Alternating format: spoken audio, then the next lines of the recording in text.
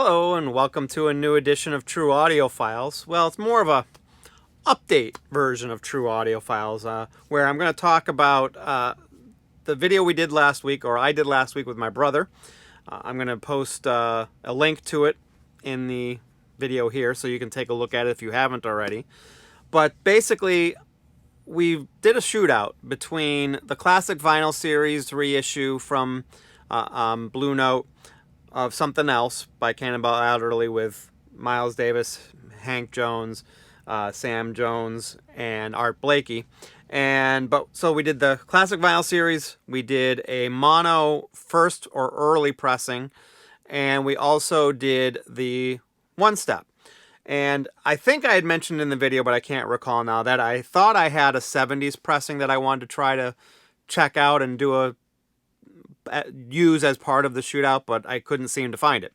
Well, chances are when I got home, I found it because I was really aggravated because I knew I had it and I just didn't know why I couldn't find it. And it was right where it should have been. And it was just right in front of my eyes and couldn't believe I couldn't see it. So this is the version that I'm talking about here, this with a really bizarre 70s looking cover to it.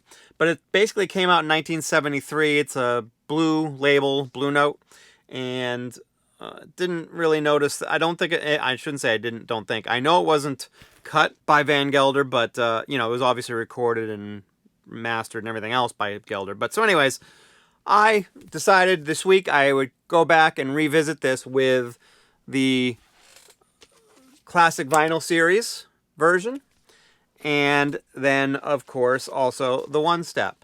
Unfortunately, I don't have the mono version because that was my brother's and he is back in New Jersey. So I basically had these three, which is actually a better representation in the sense that all three of them are stereo. So it's going to be more apples to apples comparison because, as mentioned in the video last week, the piano seemed to be a little bit more forward in the mix, and I think that's mainly because in the stereo version, you basically got all the other instruments hard panned left or right, and the piano is in the center, so it didn't necessarily need to be quite as up front in the mix, at least in my opinion. I'm guessing that's kind of their thought process as well. So anyway, I did a comparison between the three, and my finding was that I would say the 70s version with the weird cover is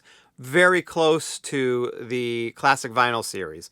The biggest difference that I really picked up on was that the classic vinyl series had a lot more treble, high-end treble, than the 70s pressing. But beyond that, they were pretty similar. Soundstage and everything else was pretty similar. And comparing it to the one step would obviously be one of the things that was going to be pretty similar again to the classic vinyl series. So the weird thing that I found about the classic vinyl series is it definitely has more treble, but it doesn't give you that. It still has a subdued like trumpet, subdued is a strong way to describe it, but it just seemed to be a little bit more. It doesn't have as much bite as all the other versions that I've had, including the early 70s pressing and recut, which I found really odd. So it didn't have as much treble, but yet the treble seems to be, it has to be a specific range of frequency of the treble anyway. That is the reason for this. But like I said, the trumpet just seemed to have a little extra bite. And it seemed to be a little bit more on the 70s pressing and on the one step and the mono.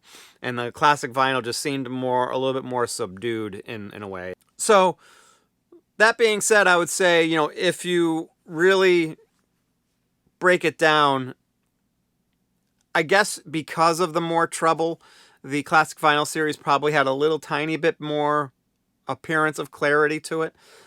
That's to take nothing away from the 73 pressing that I've got here, because it sounds really, really good. And I guess, if you're not a big fan of a lot of treble, I would say go, if you can find yourself that 73 copy, it actually sounds spectacular, and it's going to be probably priced very similarly to the classic vinyl series. So And mine was relatively quiet. I mean, I would classify mine as probably a VG plus. It was in pretty good shape, but not great, not perfect by any stretch. So if you can find a clean copy, like I said, they're probably somewhat in the similar price range as the classic vinyl series.